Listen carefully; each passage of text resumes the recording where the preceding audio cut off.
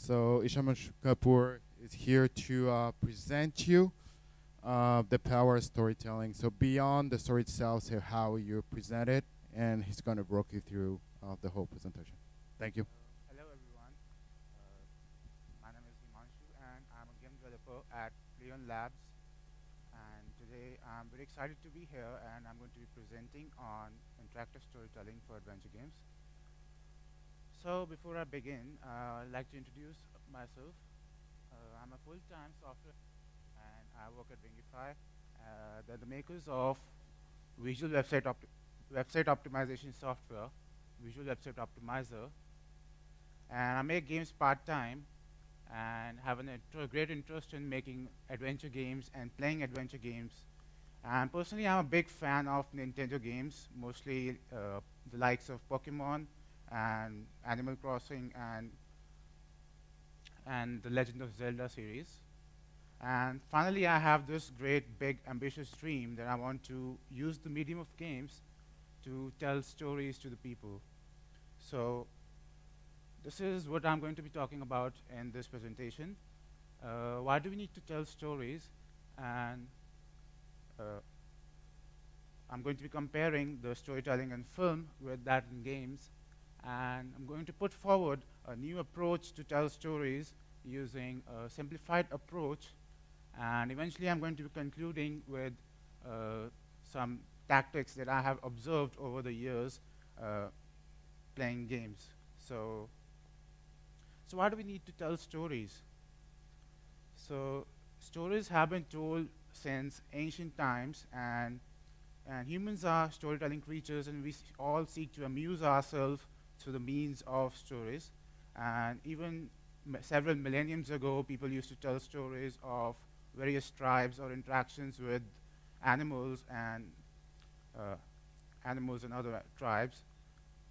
They're a great form of entertainment, and they have the ability to resolve anxiety and tension, and by making use of evoking emotions, and they have the ability to inspire us, they can heal us, and they can transform our thinking. And last but not the least, they have this ability to enchant our curiosity. We want to know what happens next in the story, and we want to know how it ends. So, for personally, I believe that storytelling is, uh, the games are a great medium to tell stories, mostly because there's a two-way communication between the character in the story and the player. So this two-way communication brings about a unique connection between the player and the character.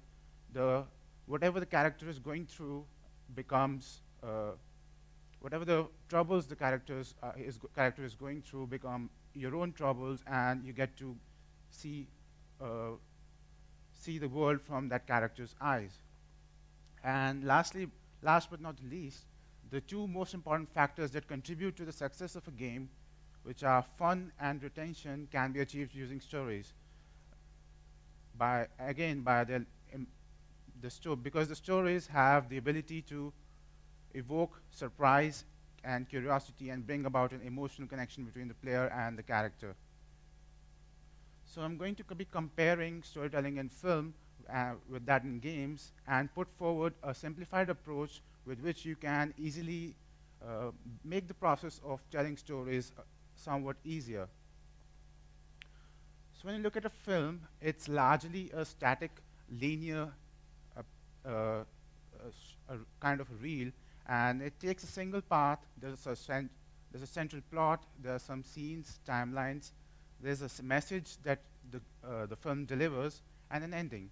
So the order that the film is taking could be anything, like it could be a chronological order or a reverse chronological order, like in the movie Memento.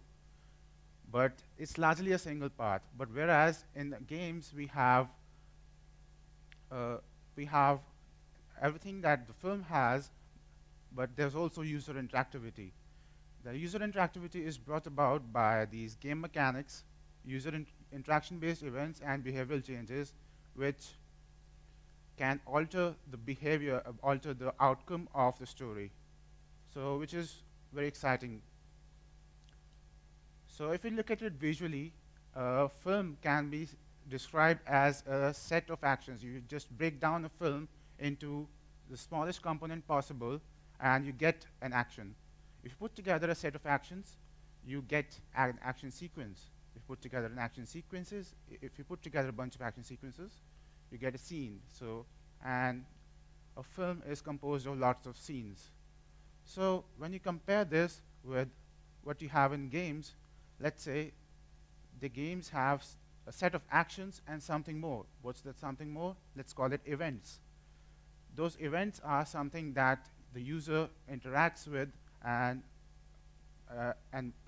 perhaps alters the behavior of the story.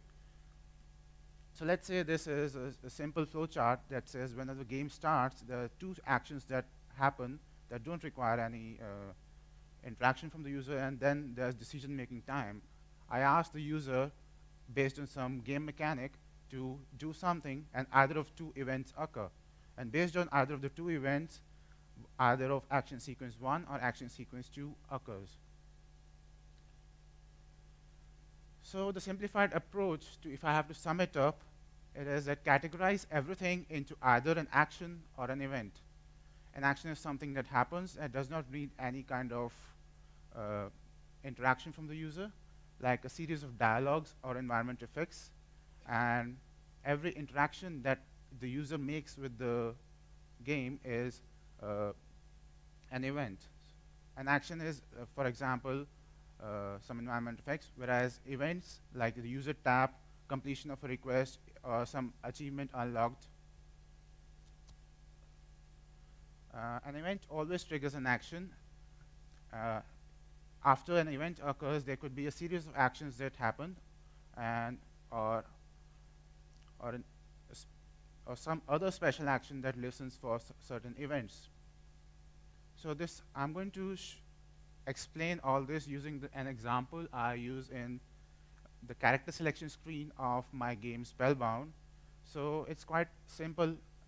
It's quite a simple flowchart that says I display a character and he does some introductory dialogue, and then I show either of the two male and I show two characters, male and female. He says that pick either of the two characters.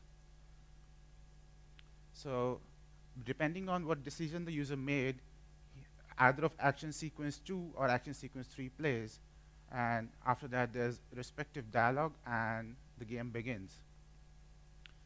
And this is how it plays out in the game.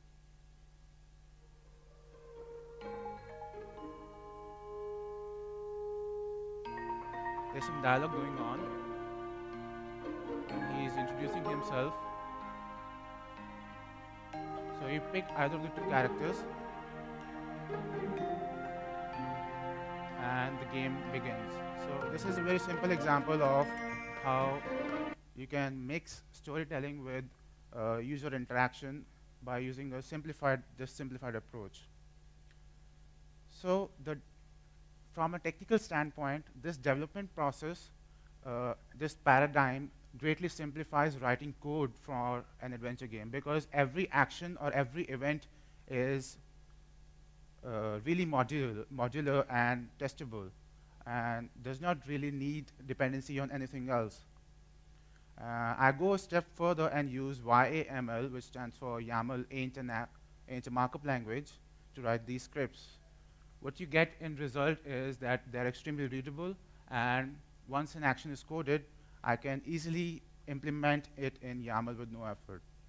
So the introductory level in Spellbound, where I show how you play the game, this is the action sequence that occurs. It looks kind of complicated, but there's some map loading. You do some, there's some music playing and some moving around of the character and some dialogue that plays.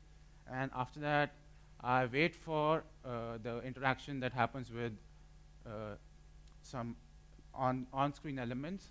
And it might look a bit complicated, but it gets easier when you get the hang of it. So this is how it plays out. So it's kind of a cutscene, and he's kind of lost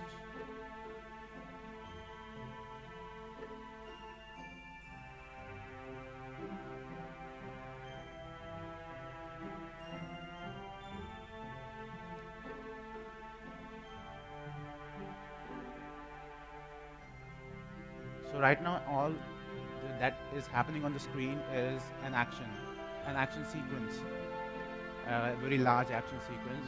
Going to, and now I give the control back to the user, and now the user, I'm waiting for an event to happen whenever the user touches the bag. So again, I'm waiting for an event to happen, BRIDGE. So whenever that happens, there's a dialog that plays. Okay. So he figures out that he needs a bridge. He needs to make a bridge between the two islands.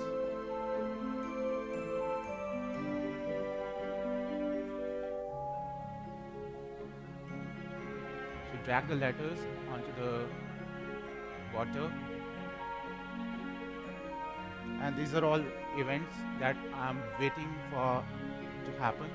And as soon as the events will happen, there will be some actions that will occur.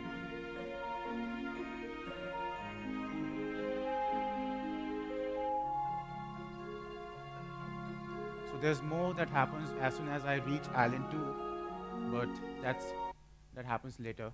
So this is how it played out. And finally, I'm going to conclude with some tips and tricks for handling interactivity effectively.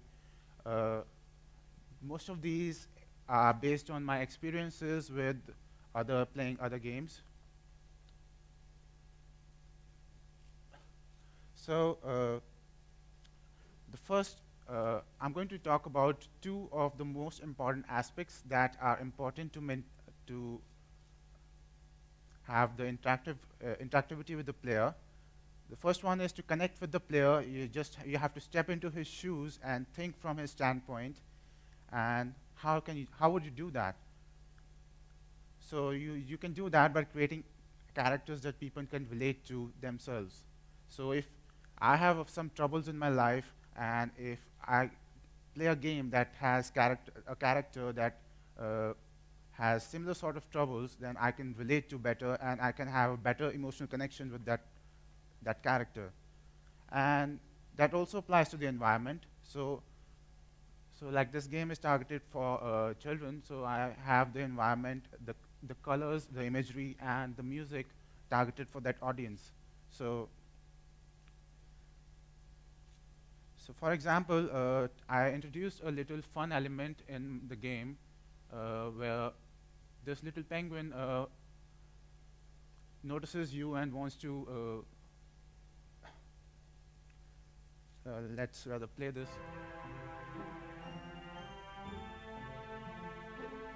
So he notices you and walks over to you and jumps with joy.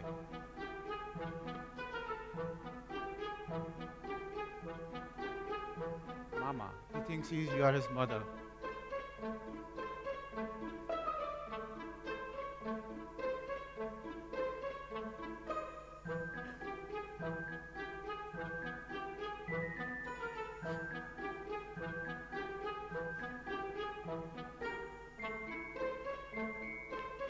So that's the first objective you get in the game.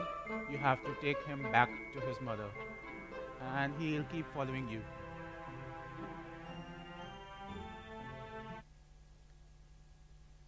So once you have the attention of the players, you have to get them hooked. So how do you do that? You have to get the attention, you have to make them curious. So you can do that by getting immediately into action. I don't really do that with my game right now, but I'm going to make that change. By getting immediately into action, what I mean is introduce the core gameplay elements as soon as possible, and the story can follow. And once you have their attention, you have to retain them. And then you can do that by using punishments and rewards. So if the user does something really well, you should reward him. Like in my game, when the user makes a very long word, that's like 6 or 7 letters, I reward him with extra points. And you should continually provide such elements to bring about replayability. So some of the other interesting tactics I have been noticing from other games. one of the most important things that I do when I start to think of stories and write them is that I think in nodes. Nodes are small stories. They're not entire stories from end to end. They're just small scenes, say, that are, that are inspired from day-to-day events. So I tend to think in nodes, and and the most important part in a story is to figure out the ending upfront. And that's because endings are really hard, and it's very important to get your ending working upfront, because if the entire story is really great and the ending is not very impressive, then and the people playing your game would be like really embarrassed, like really angry or whatever, like How I Met Your Mother. Nobody likes the ending of that. And how about bringing that ending before the beginning? Like if you play Dragon Ball Z Legacy of Goku 2 for the Game Boy Advance, they have this ending scene where 16 years from present Earth, everything is destroyed, and there are two descendants of Saiyan race remaining, Gohan and Trunks. So, and it makes me wonder how come from a perfectly normal world it becomes to such a catastrophic end. And and another strategy that is fairly used in Pokemon Mystery Dungeon is memory loss. It arouses curiosity in me because when someone really loses their memory, their primary task, the primary task of the character becomes to, as he moves on the game, uh, uh, as he moves on in the game, he has to understand himself and find out who he really is. And another interesting tactic is branching storylines. Like in Dragon Ball Z Legacy of Goku 2, there's a mission where there's this mission where you have to collect the 7 Dragon Balls, and you can do them in any order. So based on the order you follow for collecting the Dragon Balls, the experience changes, and how you experience it is affected. The end result is also affected. And finally, another useful tactic could be coincidences. They are a great story mechanic where you can use them to get your players into trouble, but don't really use them for getting them out of trouble, because that would be kind of cheating. So these are the references that I used for this presentation. And if you are interested to read further, I would highly recommend to you to go through these 2 books. They're really great. And I think that's about it. If you have any questions or comments, please let me know.